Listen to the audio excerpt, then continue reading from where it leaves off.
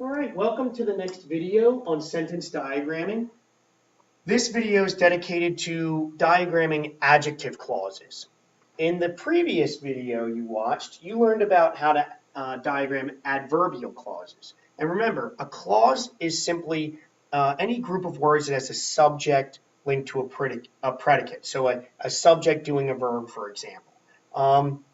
But it won't always be independent as a complete thought, it will be dependent, right? So meaning it needs to be attached to an independent clause. And in the previous video, you learned that some of these dependent clauses act like adverbs, meaning they modify the verb in the independent clauses.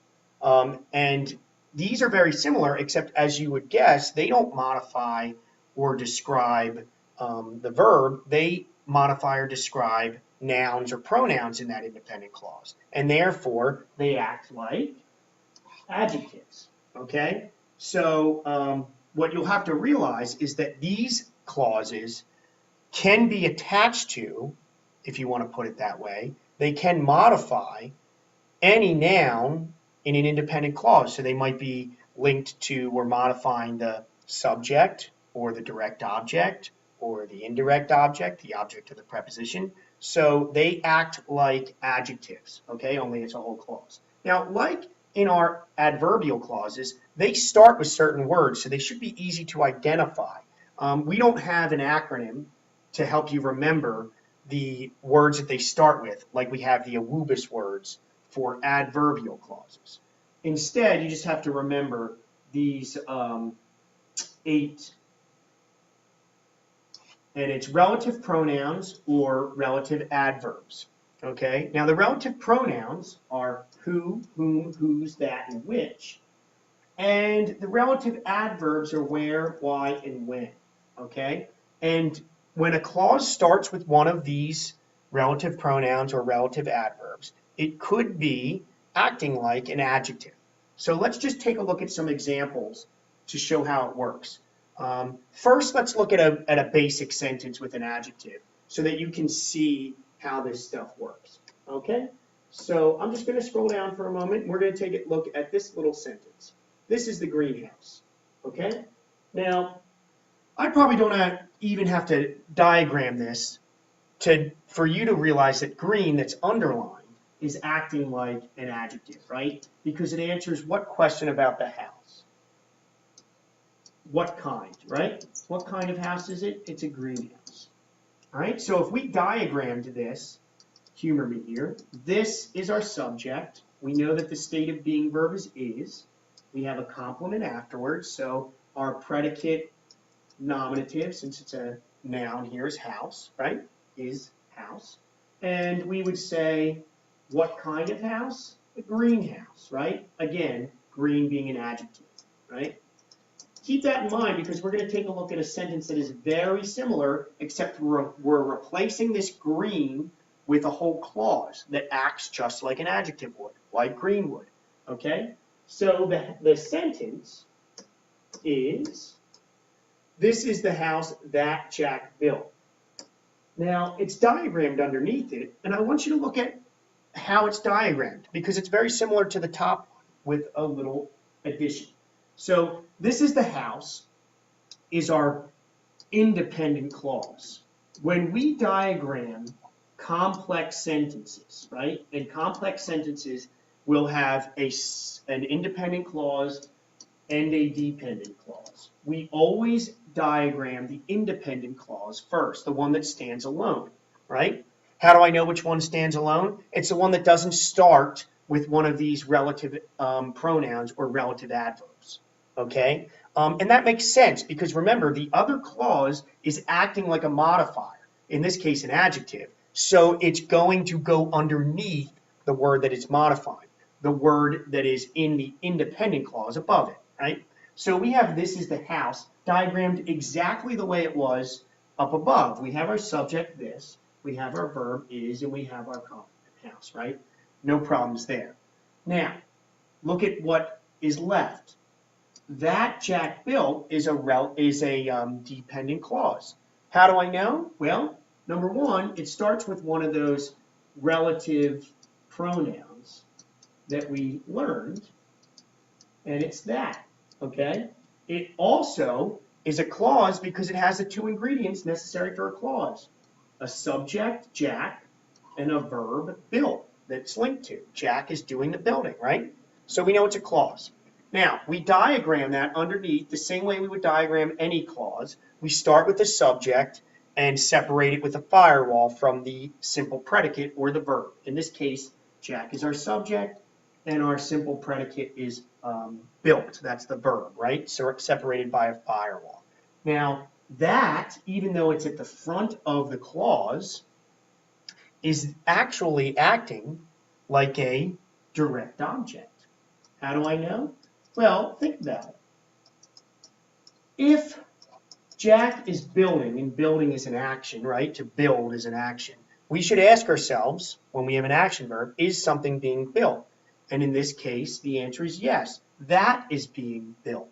That is being acted upon by Jack. It's the direct object, okay? So in this case, the relative pronoun is positioned as the direct object in the dependent clause. And that can move around. That relative pronoun is pretty versatile. It could be in the subject of that dependent clause. It could be in any position where a pronoun would go in that clause. And remember, pronouns can be subjects or objects, okay? So that's something to pay attention to, all right? Now, there's one last step, and that's to take a dotted line. Now, we used a dotted line with independent, separating or connecting, independent clauses to the adverbial clauses, if you remember, going verb to verb. In this one, what we're going to do is we're going to take the relative pronoun or adverb, in this case it's a relative pronoun, and we're going to draw a dotted line from that relative pronoun, in this case it's that, back to the word that the whole clause is modifying. And the whole clause is modifying house. How do I know? Well, ask yourself the question, what does that Jack built answer in the sentence? It answers the question, which house? Just like in the previous sentence, the answer was green, right? The greenhouse. This is answered by the one that Jack built. That's the house that we're talking about, the one that Jack built, okay? So it's an adjectival question, and therefore the entire thing is acting like an adjective, right? Now, another thing you can do with relative pronouns is, remember, a pronoun replaces a noun, right? We say the noun that it replaces is its antecedent.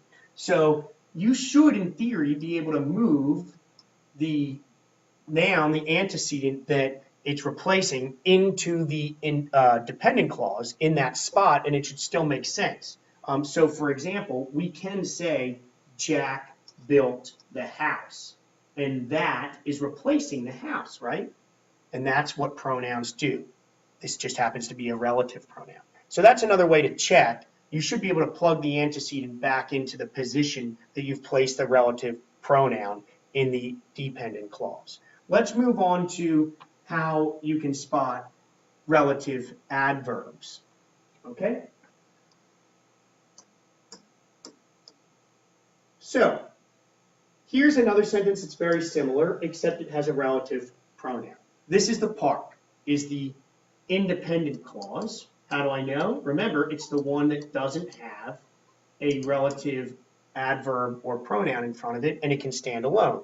This is the park, right? This being the subject, is being the verb, our complement is park. Simple. Now, what we have here is another dependent clause, but this time it's starting with where. And where, remember, is a relative pronoun, or not adverb. And remember, there's only 3 relative adverbs you really need to know, and those are where, why, and when. Okay, so if you remember those, you'll remember the relative adverbs. And the nice thing is, they will always, because they are adverbs, right, they will always go under the verb in the dependent clause. So if you look at the dependent clause down below, it's we is the subject, right? What did we do? We played. There's our verb, subject, predicate. That's what makes it a clause. And where is on a slanted line underneath played the verb. Why? Again, because where is an adverb. We're telling you it's a relative adverb, so it's got to go under the verb as an adverb. And then we just link, like we did with the first example, the relative adverb, so the word starting that dependent clause, on a dotted line back to the noun that the whole clause is modifying.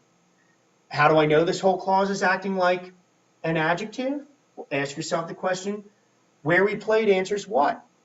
It answers the question, again, which one? In other words, which part? Oh yeah, it's the one where we played, okay? That's an adjectival question, we've got an adjective. Let's move on to 3 sentences as samples and see if you can see it in action, okay? I'm going to do it relatively quickly.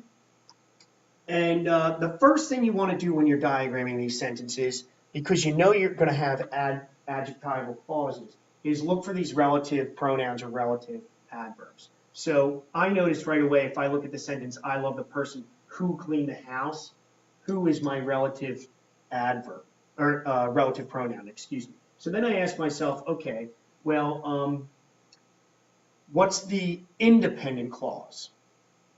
And it's right here. I love the person. So that's the one I'm going to diagram first. I love. What do you love? Or whom, I should say. You love the person, right? Person is your direct object. And the is modifying person. Simple. But now, and I've just diagrammed all of those, now I've got to deal with the relative pronoun. Remember, you start with the subject in this clause, just like any others. So what is the subject, what is the noun or pronoun linked to the verb? Well, it's who in this case, okay?